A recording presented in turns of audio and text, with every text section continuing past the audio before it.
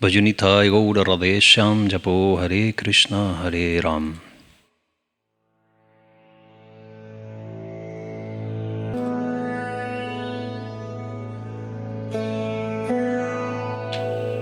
Namaste Gurudevaya Sarvasiddhi Pradayane Sarvamagala Rupaya Sarvananda Vidyayane.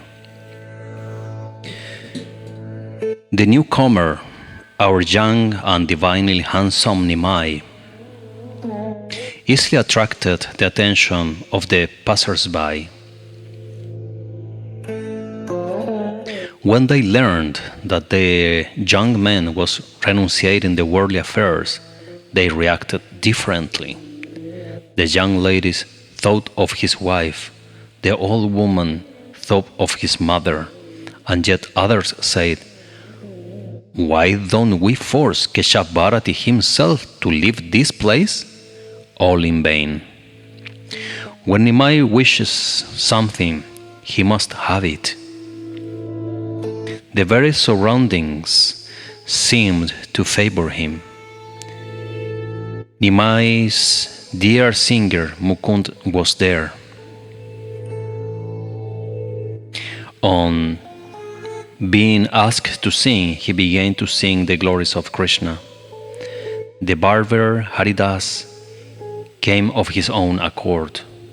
A number of kirtan parties from different directions arrived on the spot.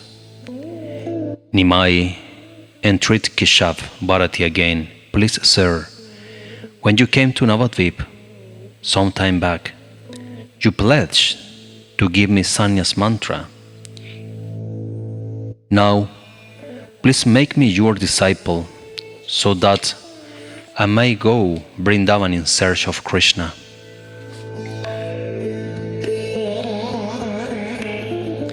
It appeared that all was set for the occasion when Keshav Bharati ultimately agreed to pronounce the sacred hymn into the ear of Nimai.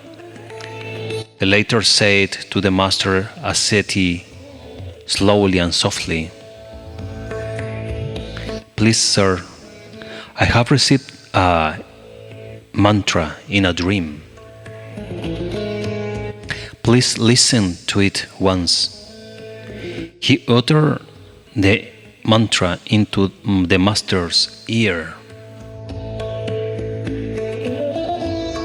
Keshav Bharati just wondered, how is it possible? It is the same mantra that I wanted to give. Nothing surprising. Nimai was the master of masters.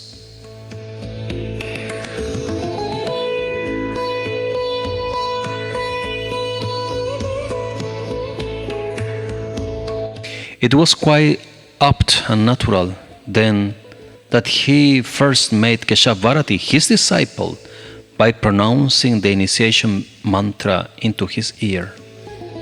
All rituals were followed, all rites were performed.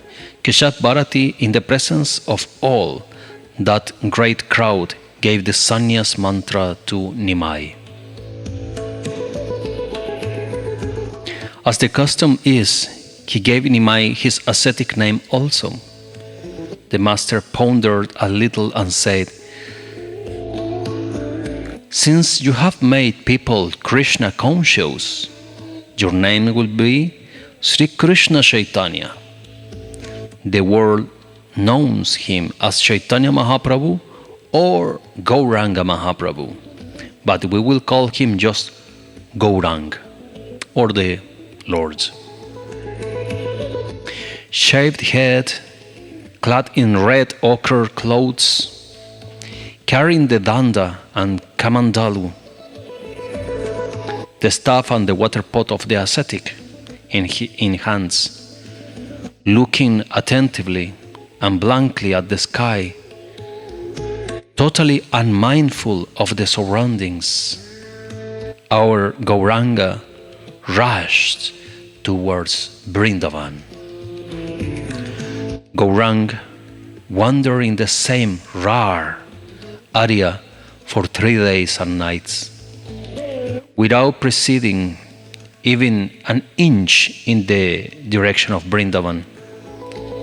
Nityananda and his companions were closely following him.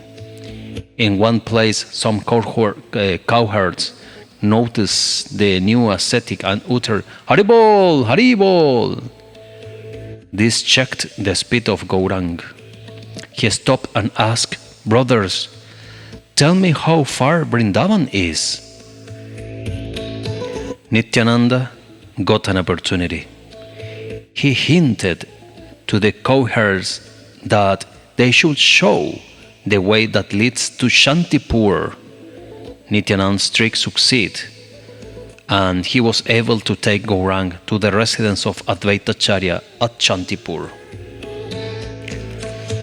Actually, Nityananda had pointed out to the distant banyan tree as Banshivut and the Ganga as Yamuna. Now that Gaurang came to his normal sense and understood that Nityananda had played a trick, he showed his dissatisfaction and disappointment, but Advaitacharya pacified him. Nityananda went to Navadvip and brought Sachima to Shantipur. As an ascetic, Gaurang was prohibited to see Vishnupriya. Nityananda did not allow her to accompany Sachima. The whole crowd, even those who were against Nimai, rushed to Shantipur to have a look of Gaurang. When the palanquin reached the residence of Advaitacharya, the Lord helped his mother step out, circumlocated her 7 times, and put his head on her feet with great devotion and regards. The old lady, totally forgetful of the fact that her Nimai was no more her son, that he was now a universally acknowledged ascetic, lovingly took him in her lap and kissed him. As she looked at his close-shaved head and thought of her young daughter-in-law, she began to weep. As for the Lord, the ascetic, he had lost all material relationship with his family, and he was not to greet anyone. But he paid all regard to his mother. I think she was the only exception. The Lord thus indirectly pronounced that a person can never repay the debt of his mother. In other words, that we always should show great respect and love for our mothers. That's no matter in which spiritual position or path you are walking in. From Bengal to Jagannath Puri, the Lord stayed at Shantipur for 5 days. During this period, Sachima, with the help of Sita Thakurani, cooked all favorite dishes for her son. On the 6th day, he left for Jagannath Puri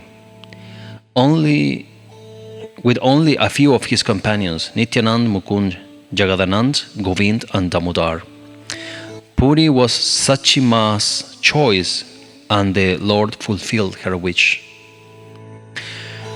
Gaurang reached Chhatrabhog, the last point in the southern region of Bengal. The officer in charge of the area was Ram Chandra Khan. It was not an easy affair in those days to cross the border of Bengal and enter Odisha. Bengal was governed by the Muslim ruler Husain Shah and Odisha by the Hindu ruler Prataprudra. Both of them were often at daggers drawn. Ramchandra Kar, however, influenced by the devotional conduct of the Lord, secretly managed his entry into the other state. The Lord and his companions went from Chhatrabhog to Prayaghat, Baleshwar, Odisha, in a boat. They went onward on foot and reached Remuna. The Gopinath temple of Remuna is very famous. It is particularly related to the name of Shripad Madhavendra Puri, the Lord's Grand Master, Ishvar Puri's Guru. It is said that when Madhavendra Puri came to Remuna, Gopinath secretly kept aside one bowl of Kir Prasad for him. Since then, the deity is known as Kir Shora Gopinath. Shora means thief. Actually, Madhavendra had heard that the Kir known as Amrit Keli was offered to Gopinath. He hadn't tasted it, and he hesitated to ask for it. As an ascetic, he was supposed to be above the sense of taste. If he asked for the Kir, people might think that his asceticism was only a deceit. Kir is a preparation made in milk, like condensed milk, sweet. Thus Gopinath stole the Kir and gave Madhavendra an opportunity to taste it. From Remuna to Cuttack, the famous temple of Sakshi Gopal is situated there. Sakshi means a person who acts as a witness. Interestingly, Gopal, the deity, went on foot from Vrindavan to this place to give witness for a devotee. The story is given in the Chaitanya Charitamrita. The Lord went from Cuttack to Bhuvaneshwar. The city Bhuvaneshwar is named after its famous Shiva temple, Bhuvaneshwar.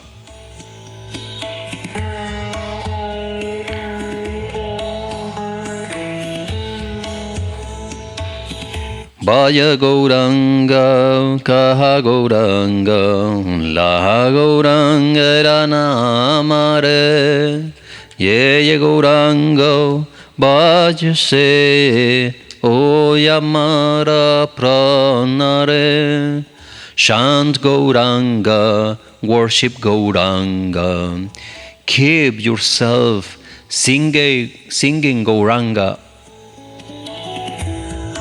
Those who worship Gauranga are my own soul. Nityananda sang this. I hope you enjoyed this reading. As always, you can subscribe, it's free, like and give a comment on support of this seva. Mahavira Radharamana ki jai, Jai Nitai, Jai Gaur, Jai Jai Sri Radheshyam.